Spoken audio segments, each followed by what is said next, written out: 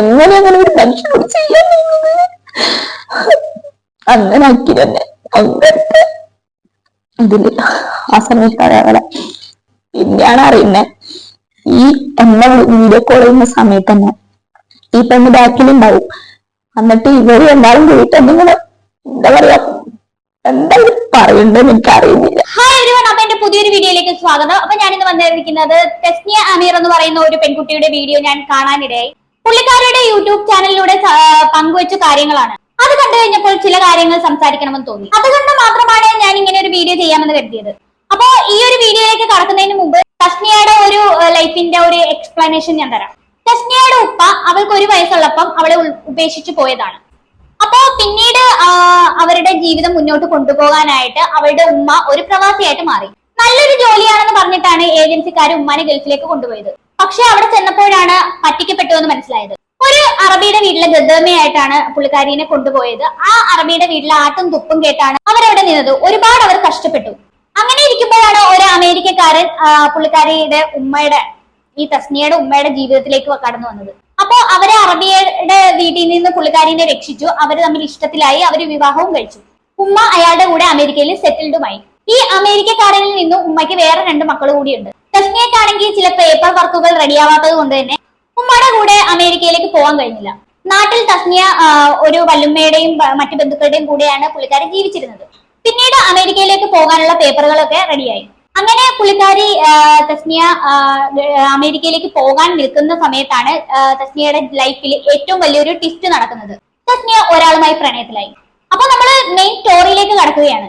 അപ്പോ ഈ റിലേഷൻ എന്ന് പറഞ്ഞു കഴിഞ്ഞാൽ തുടക്കത്തിലെ വലിയ സീരിയസ് ഒന്നും ആയിരുന്നില്ല. തസ്നിയയ്ക്ക് ഉമ്മാടെ അടുത്തേക്ക് അമേരിക്കയിലേക്ക് പോകാൻ അതിയായ ആഗ്രഹം ഉണ്ടായത് കൊണ്ട് തന്നെ അതിനു വേണ്ടിയുള്ള തയ്യാറെടുപ്പുകളൊക്കെ നടത്തിയിരുന്നു പുള്ളിക്കാരി. അതിനായിരുന്നു പ്രയോറിറ്റി കൊടുത്തിരുന്നത്. പക്ഷെ ഏത് വലിയ മഞ്ഞുമലയും തകർക്കാൻ പോകുന്ന ഒരു സാധനമാണല്ലോ ഈ പ്രണയം എന്ന് പറയുന്നത്. പ്രണയം പതുക്കെ അസ്ഥിക്ക് പിടിച്ചു. അങ്ങനെ അമേരിക്കയിലേക്ക് പോകുന്നതൊക്കെ തസ്നിയ മാറ്റിവെച്ചു. അങ്ങനെ 2 ആളുടെയും വീട്ടിൽ പ്രണയത്തെ കുറിച്ച് അറിഞ്ഞു. പക്ഷെ എല്ലാവരും തസ്നിയയുടെ അമേരിക്കയിൽ പോയി സെറ്റിൽഡ് ആവാൻ ഉപദേശിച്ചു. പക്ഷെ അതവൾ ചെവിക്കൊണ്ടില്ല. കാരണം പ്രണയം അസ്ഥിക്ക് പിടിച്ചിരിക്കുകയാണല്ലോ. പോരാത്തതിന് ചെക്കനാണെങ്കിൽ ഇവളോട് ഒടുക്കത്തെ സ്നേഹവും. എന്ത് ചോദിച്ചാലും വാങ്ങിച്ചു കൊടുക്കും. അവനും ദുബായിലായിരുന്നു ജോലി ചെയ്തത്. ഐഫോൺ എന്ന് വെറുതെ പറഞ്ഞാൽ മതി, അപ്പൊ തന്നെ സാധനം കയ്യിലെത്തും. ഭയങ്കര കെയറിങ്, സപ്പോർട്ട് എല്ലാം കൊണ്ട് ഒടുക്കത്തെ പ്രണയമായിരുന്നു. ഇവരുടെ 2 പേരുടെയും വാശിക്ക് മുന്നിൽ വീട്ടുകാർ മുട്ടുമടക്കി. കല്യാണം കഴിഞ്ഞതിന് ശേഷം ഇവർക്കൊരു കുഞ്ഞുണ്ടായി. അതിനിടയിൽ തസ്നിയയും ഭർത്താവിന്റെ കൂടെ ദുബായിക്ക് പോയി. അവിടെ നിന്നാണ് തസ്നിയയുടെ ലൈഫിൽ ബുദ്ധിമുട്ടുകൾ ഉണ്ടാവുന്നത്, പ്രശ്നങ്ങൾ തുടങ്ങുന്നത്. വീട് നിറയെ ഭർത്താവിന്റെ കൂട്ടുകാരാണ്. ഒരു റൂമിലാണെങ്കിൽ ഭർത്താവും കൂട്ടുകാരും മയക്കുമരുന്ന് അടിച്ച് കിറങ്ങിയിരിക്കും. മറ്റേ മുറിയിൽ തസ്നിയയും മോനും ഒറ്റയ്ക്കിരിക്കും. അതിനിടയിൽ തസ്നിയ വീണ്ടും പ്രഗ്നന്റ് ആയി. ഭർത്താവ് തിരിഞ്ഞു നോക്കുന്നില്ല. ഭർത്താവാണെ മയക്കുമരുന്നും അടിച്ച് ഇങ്ങനെ കറങ്ങി നടക്കുന്നു. എല്ലാം കൊണ്ട് തസ്നിയ ഒറ്റപ്പെട്ടു പോയി. അതിനിടയ്ക്ക് തസ്നിയയുടെ ഹസ്ബൻഡിന്റെ വീട്ടുകാർക്ക് സംശയം, നേരായ വഴിക്ക് തന്നെയല്ലേ തസ്നിയ പ്രഗ്നന്റ് ആയതെന്ന്. മൂത്ത കുട്ടിയാണെങ്കിൽ തീരെ ചെറിയ കുഞ്ഞു കുട്ടിയാണ്. അങ്ങനെ എല്ലാം കൊണ്ട് ഇടങ്ങേറായ തസ്നിയ എന്ത് ചെയ്തു? നാട്ടിലേക്ക് പോന്നു. പ്രണയിച്ച് നടന്ന സമയത്ത് ഒടുക്കത്തെ കെയറിങ് കൊടുത്ത ചങ്ങാതിക്ക് ഇപ്പൊ ആ പുള്ളിക്കാരിനെ വേണ്ട. തസ്നിയക്ക് ആകെ മടുത്തു. അവളാണെങ്കിൽ പ്രഗ്നൻസി അബോർട്ട് ചെയ്യുന്നതിനെ കുറിച്ച് ആലോചിച്ചു. അങ്ങനെ ആണ് വലിയൊരു ട്വിസ്റ്റ് നടക്കുന്നത്. ഡോക്ടറെ കണ്ട് സ്കാൻ ചെയ്ത സമയത്താണ് അത് ഇരട്ട കുട്ടികളായിരുന്നു. അങ്ങനെ അബോർഷന്റെ പരിപാടികളൊക്കെ ക്യാൻസൽ ആക്കി. അങ്ങനെ കുറച്ച് നാളുകൾക്ക് ശേഷം അവൾക്ക് 2 ആൺകുഞ്ഞുങ്ങൾ പിറന്നു. അങ്ങനെ അവൾ വീണ്ടും സന്തോഷം അനുഭവിക്കാൻ തുടങ്ങി. അതിനിടയ്ക്ക് കുട്ടികളെ കാണാൻ വേണ്ടി ഭർത്താവ് നാട്ടിലേക്ക് വന്നു. അതിനിടയ്ക്ക് വീട്ടുകാരും കുടുംബക്കാരും ഒക്കെ പറഞ്ഞു 3 കുട്ടികളൊക്കെ ആയില്ലേ, ഇനി അവൻ നന്നായിക്കോളൂന്ന്. നിങ്ങൾ ഒരുമിച്ച് ജീവിക്കാൻ പറ്റുമെന്ന് ഒന്നുകൂടി ട്രൈ ചെയ്ത് നോക്കാൻ എല്ലാവരും ഉപദേശിച്ചു. എല്ലാവരും അങ്ങനെ പറഞ്ഞതല്ലേ, ഇനി ഒരു തവണ കൂടി ട്രൈ ചെയ്യാമെന്ന് സത്യം വിചാരിച്ചു. അങ്ങനെ ഒരു ദിവസം എന്തോ ആവശ്യത്തിന് വേണ്ടി ഭർത്താവിന്റെ ഫോൺ എടുത്തപ്പോഴാണ് പുള്ളിക്കാരി ആ കാഴ്ച കാണുന്നത്. ഫോൺ എടുത്ത് നോക്കിയപ്പോൾ അതിനകത്തുള്ളത് മൊത്തം മറ്റൊരു പെൺകുട്ടിയുടെ കൂടെ ഭർത്താവ് നിൽക്കുന്ന ഫോട്ടോസും വീഡിയോസുമാണ്. തസ്നിയ ഇവിടെ വയറ്റിൽ ഇരട്ട കുട്ടികളെയും ചുമന്ന് ഇടങ്ങേറായി നിൽക്കുന്ന സമയത്ത് ഈ ചങ്ങാതിക്ക് അവിടെ അവിഹിതം ഉണ്ടാക്കലായിരുന്നു പരിപാടി. തസ്നിയ അവരുടെ ആ സമയത്തെ മാനസികാവസ്ഥയെ കുറിച്ച് വിവരിക്കുന്നുണ്ട്. കേൾക്കുന്ന ആരെയും നൊമ്പരപ്പെടുത്തുന്ന കാര്യങ്ങളാണ് അവർ പറഞ്ഞത്. നമുക്ക് എന്തായാലും പുള്ളിക്കാരി പറയുന്ന ഒരു വീഡിയോ ഉണ്ട്, അതൊന്ന് കേട്ടു നോക്കാം. ഈ ഫോട്ടോ എന്ന് പറഞ്ഞിട്ടുണ്ടെങ്കിൽ വേറൊരു പെണ്ണും ഇവനും തമ്മിലുള്ള കുറേ സ്വകാര്യ നിമിഷങ്ങൾ, അതേപോലെ തന്നെ ഇവർ എൻജോയ് ചെയ്ത നിമിഷങ്ങൾ, അങ്ങനെയുള്ള കുറേ ഫോട്ടോസ് ആയിരുന്നു കണ്ടിട്ടുണ്ടായിരുന്നത്. ആ ഫോട്ടോസും വീഡിയോസും എല്ലാം എൻ്റെ കയ്യിലുണ്ട് തെളിവായിട്ട്. പക്ഷെ ഞാൻ വീഡിയോയിൽ അത് ആഡ് ചെയ്യാത്ത എന്താണെന്ന് വെച്ചിട്ടുണ്ടെങ്കിൽ ആ പെണ്ണിന്റെ നിക്കാഹ് കഴിഞ്ഞതാണ്. നിക്കാഹ് കഴിഞ്ഞിട്ട് കൂട്ടിക്കൊണ്ടാൻ വേണ്ടി നിൽക്കുന്നതാണ് ചെക്കൻ. അതുകൊണ്ടാണ് ഞാൻ ഈ വീഡിയോയിൽ ആഡ് ചെയ്യാത്തത്. ആ പെണ്ണിന്റെ ഫോട്ടോസും ഹസ്ബൻഡിന്റെ ഫോട്ടോസും ഒന്നും ഞാൻ ഈ വീഡിയോയിൽ ആഡ് ചെയ്യാത്തത്. എന്റെ ജീവിതവും പോയി, ഇനി വേറെ ഒരാളെ ജീവിതം കൂടി നശിപ്പിക്കണ്ടല്ലോ എന്ന് വിചാരിച്ചിട്ടാണ് ഞാൻ അതൊന്നും ചെയ്യാത്തത്. ശരിക്കും അതിന്റെ ആവശ്യമൊന്നുമില്ല. നിങ്ങൾ സത്യം പറഞ്ഞ ആ ഫോട്ടോസ് റിവീൽ ചെയ്യുകയാണ് വേണ്ടത്. അവളെ നിക്കാഹ് ചെയ്ത ചെക്കനെങ്കിലും രക്ഷപ്പെടട്ടെ. എന്തായാലും ബാക്കി കണ്ടു നോക്കാം. എന്റെ വീട്ടിൽ നിന്ന് ഇവർ ഈ ഫോട്ടോസും വീഡിയോസും ഒക്കെ കണ്ട സമയത്ത് സത്യം പറഞ്ഞിട്ടുണ്ടെങ്കിൽ മൊത്തത്തിൽ ഞാൻ സ്റ്റെക്കായി പോയിട്ടുണ്ടായിരുന്നു. ആ ടൈമിൽ സത്യമായിട്ട് സ്റ്റെക്കായി പോകും. കാരണം നമ്മളെ ഭർത്താവിന് വേറൊരു ഇതുണ്ട് എന്ന് പറയുമ്പോൾ എങ്ങനെ നമ്മൾ സ്റ്റെക്കായി പോകും. ആ സമയത്ത് ഞാൻ വിചാരിച്ചിട്ടുണ്ടായിരുന്നത് ഇനി ഇതിപ്പോ പണ്ടത്തെ ഫോട്ടോ അങ്ങനെ ആയിരിക്കും, എന്തായാലും ഇപ്പൊ മക്കളൊക്കെ ആയില്ലേ, ഒരുമിച്ച് പോവാം, അങ്ങനെ ഒരു മൈൻഡ് ഉണ്ടായിരുന്നു എനിക്ക് ആ സമയത്ത്. അങ്ങനെ ഞാൻ കുറച്ചേരം കഴിഞ്ഞിട്ടു എന്റെ മൈൻഡ് ഓക്കെ ആവുന്നില്ല. ആ ടൈമിൽ ഞാൻ ഇങ്ങനെ വെറുതെ ഡേറ്റ് ചെക്ക് ചെയ്ത് നോക്കി. നോക്കുമ്പോൾ ഞാൻ ട്വിൻസിനെ പ്രഗ്നന്റ് ആയ സമയത്ത്, പ്രസവിച്ച് കിടക്കുന്ന സമയത്ത്, ആ സമയത്തൊക്കെ ഉണ്ടല്ലോ എന്റെ അവസ്ഥ പറഞ്ഞിട്ടുണ്ടെങ്കിൽ ഓപ്പറേഷൻ ചെയ്തിട്ട് വേദന, ഈ 3 മക്കളെ എടുത്തിട്ട് രാത്രി ഉറങ്ങലില്ല. 3 മണി 4 മണിക്കൊക്കെയാണ് ഉറങ്ങല്. ആ സമയത്താണ് ഞാൻ ഇൻസ്റ്റാഗ്രാമിലൊക്കെ ഒരു ഡിപ്രഷന്റെ വീഡിയോ ഒക്കെ ഇട്ടിട്ടുണ്ടായിരുന്നത്. അതെന്റെ ശരിക്കും പറഞ്ഞാൽ അതെന്റെ അവസ്ഥയായിരുന്നു ആ സമയത്ത്. ആ സമയത്തൊക്കെ ഒട്ടും ഉറങ്ങൂല. 3 ആളെ എന്റെ അടുത്തേ കിടക്കുള്ളൂ, വേറെ ഒരാളെടുത്ത് കിടക്കൂല. മൂത്തതാണെങ്കിലും മറ്റേ 2 പിള്ളേരാണെങ്കിൽ എന്റെ അടുത്ത് മാത്രമേ കിടക്കുള്ളൂ. 2 ആൾക്ക് ഒരുമിച്ച് പാൽ കൊടുക്കല്. മറ്റേ മൂത്ത മോനും പാൽ കൂടിയൊന്നും നിർത്തിയിട്ടില്ലായിരുന്നു ആ സമയത്ത്. അങ്ങനെ നോക്കുന്ന സമയത്ത് ഇവരും ആ പെണ്ണ് കൂടിയിട്ട് അവിടുന്ന് ഫുള്ള് എൻജോയ് ആയിട്ടുള്ള ലൈഫ്.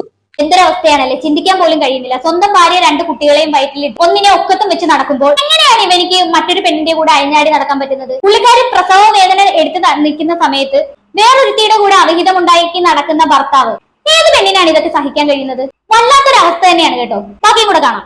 മാത്രല്ല വേറൊരു കാര്യം പറഞ്ഞിട്ടുണ്ടെങ്കിൽ ആ സമയത്ത് ഇവൻ എന്നെ വിളിക്കും, വീഡിയോ കോൾ ചെയ്യും. എന്നിട്ട് ഇവൻ എന്നോട് അറിയും, ഞാനിവിടെ ഫുള്ള് ലോക്കായിട്ടുള്ളത്, എനിക്ക് പൈസ ഇല്ല, പട്ടിണിയാണ്, അങ്ങനെയൊക്കെ പറയും. ആ സമയത്ത് ഞാൻ ഇവിടുന്ന് ഉമ്മിച്ച് തരുന്ന ചെലവിനുള്ള പൈസ, മക്കൾക്ക് പമ്പേഴ്സ്, പൊടി ഒന്നും വാങ്ങാനോ പൈസ എടുത്തില്ല. ഞാൻ ചോദിക്കലില്ല, അവരുടെ വീട്ടുകാരോട് ഞാൻ ചോദിക്കലില്ല, ആരോടും ഞാൻ ചോദിക്കില്ല. ഉമ്മിച്ച് തരുന്നത് മാത്രമേ വാങ്ങലുള്ളൂ. എന്നിട്ട് ആ അയച്ചിരുന്ന പൈസ വരെ ഞാൻ എനിക്ക് അങ്ങോട്ട് അയച്ചു കൊടുക്കും. അതിനുശേഷം ഫസ്റ്റ് ടൈം ഞാൻ മഹർ വെച്ചപ്പോ എനിക്ക് ഉമ്മിച്ച് മഹർ എടുത്ത് തന്നിട്ടുണ്ടായിരുന്നു. അപ്പൊ ഇവന്റെ അവസ്ഥ എനിക്ക് ഇവൻ കറിയൊക്കെ ചെയ്യാൻ സമയം. ലേശം ഉളുപ്പുണ്ടോ നിങ്ങൾക്ക്?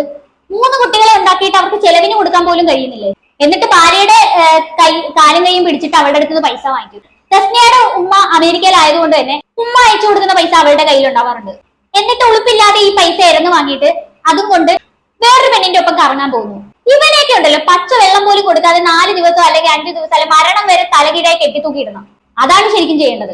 ബാക്കിയും കൂടെ കണ്ടു. എന്റെ അവസ്ഥ കണ്ടിട്ട് വീട്ടിൽ അടി ഉണ്ടാക്കിയിട്ട് പിന്നെ ആ മഹർ കൊണ്ടുപോയിട്ട് പണയം വെച്ചിട്ട് പിന്നെ അയച്ചു കൊടുത്തു. ആ സമയത്ത് ഞാൻ ഉമ്മച്ചിയോട് എന്താ പറയുന്നറിയോ, ഉമ്മച്ചി ഓ പട്ടിണിയാണ്, അവർക്ക് പണിയില്ലാത്തോണ്ടല്ലോ ഉമ്മച്ചി ചോദിക്കുന്നത്. അങ്ങനെ പറഞ്ഞിട്ട് മഹർ വരെ പണയം വെച്ചിട്ട് പിന്നെയും ഉമ്മച്ചി എടുത്തെടുത്തുനിന്ന് തന്നെ പിന്നെയും പണയം വെച്ചിട്ട് പൈസ അയച്ചു കൊടുത്തു. എന്നിട്ട് ഇവരെല്ലാളും കൂടിയിട്ട് അവിടുന്ന് ഫുള്ള് എന്താ പറയാ റൂമെടുത്ത് നിൽക്കല്. എങ്ങനെ അങ്ങനെ ഒരു മനുഷ്യനോട് ചെയ്യാൻ കഴിയുന്നത്?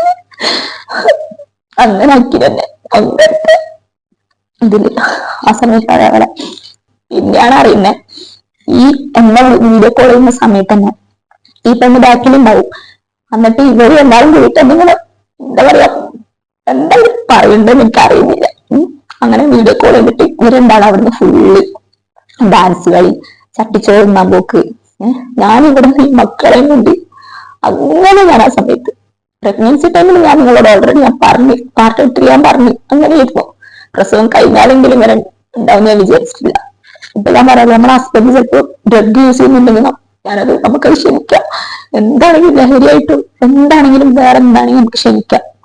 പക്ഷെ നമ്മളൊരു വാല്യൂ ഇല്ലാണ്ട് ഒരു അവിഹിതം തന്നെ പറയാലോ, അവിഹിതത്തിനും കൂടെ പോകുന്ന സമയത്ത് എനിക്കത് ഇങ്ങനെ സഹിക്കാനായില്ല. എങ്ങനെ അതാണ് പെണ്ണ്. താൻ ജീവന് തുല്യം സ്നേഹിക്കുന്ന ഭർത്താവ് മറ്റൊരു പെണ്ണുമായിട്ട് അവിഹിത ബന്ധം ഉണ്ടെന്ന് അറിഞ്ഞു കഴിഞ്ഞാൽ അവൾക്ക് ഒരിക്കലും സഹിക്കാൻ കഴിയില്ല. ഇവിടെ തസ്നിയ പ്രഗ്നന്റ് ആയി പ്രസവിച്ചു. പിന്നെ പോസ്റ്റ്മോർട്ടം ഡിപ്രഷനിലൂടെ കടന്നു പോകുന്ന സമയത്ത് ഒരു പെണ്ണ് തന്റെ ഭർത്താവിന്റെ സ്നേഹവും കരുതലും സാമീപ്യവും ഏറ്റവും കൂടുതൽ ആഗ്രഹിക്കുന്ന സമയത്താണ് ഇവൻ അവിഹിതം ഉണ്ടാക്കി നടന്നത്.